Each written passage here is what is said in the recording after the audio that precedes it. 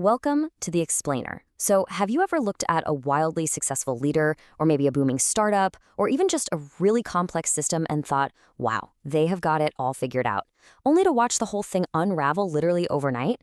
Well, to understand why that happens, we aren't looking at some modern business theory today. No. We are going straight back to the 16th century, specifically to Chapter 7 of Machiavelli's The Prince.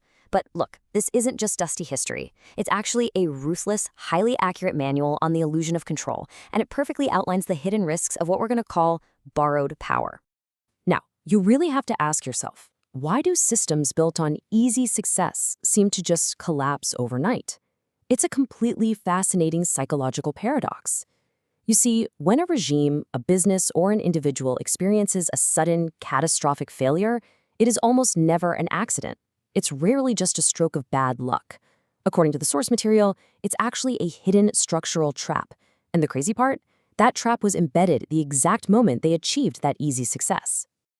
Okay, let's dive into this explainer and lay out the exact blueprints to this hidden vault of structural dependency so we can dismantle it piece by piece. We're going to cover the borrowed power illusion, the core dependency trap, collapse and counter strategy, modern-day power traps, and finally, flaws in the theory. Let's get right into it. Part 1, the borrowed power illusion and the false comfort of easy wins. So the trap actually starts with a really dangerous psychological bias. It's the belief that a leader actually controls the system simply because it was handed to them. Machiavelli identifies two very distinct modes of external power here. On one side, we've got fortune-based acquisition. This is power handed to you by luck, maybe a wealthy patron, or honestly just being in the right place at the exact right time.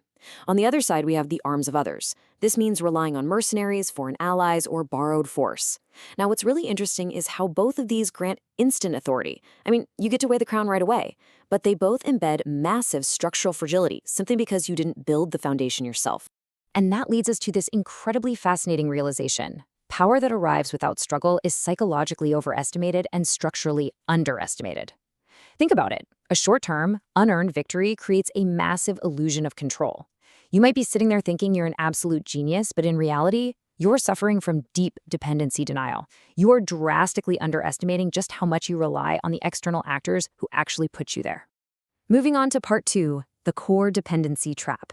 Let's totally unmask this illusion of control and look at the brutal reality of how the incentive structures actually work against a new ruler.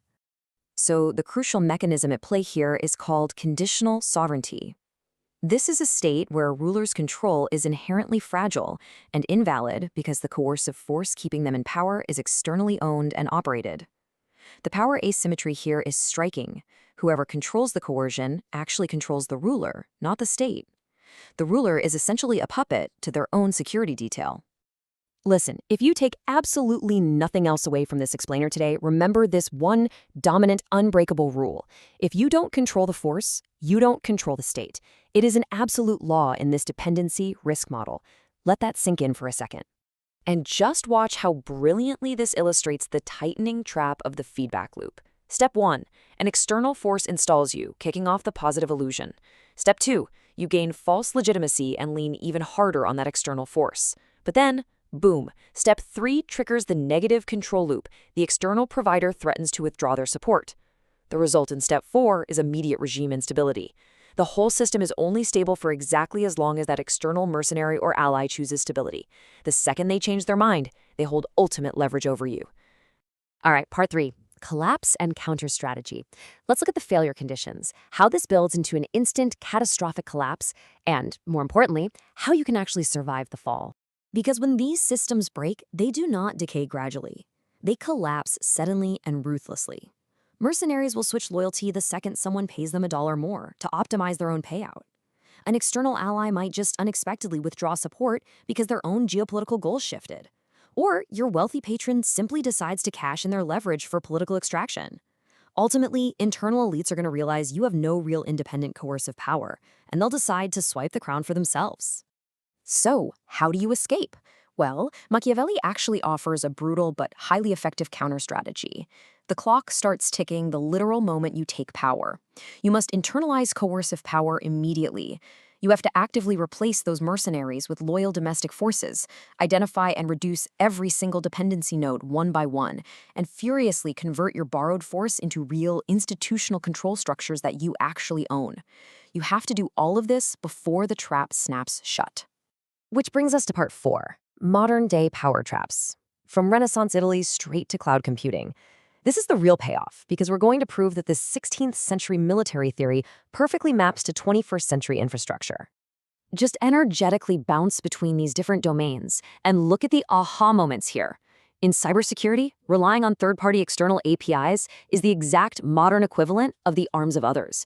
If that external service goes down, your entire system collapses instantly. What about startups? Heavy reliance on VC funding is pure Machiavellian patronage. Founders think they're kings, but they've externalized their sovereignty and can literally be replaced by the board at any moment. In trading, if you rely on copy trading or external signals, your portfolio is completely exposed the second that signal vanishes. Whether it's a military proxy war, strictly dependent on ally logistics, or a chess match where you're just relying on opponent blunders, the rule remains. Relying on external force equals conditional sovereignty. Finally, part 5. Flaws in the theory. Before we wrap up, we absolutely must be ruthless and critique Machiavelli's own model. Because while it is structurally brilliant, his 16th century logic definitely has some significant blind spots.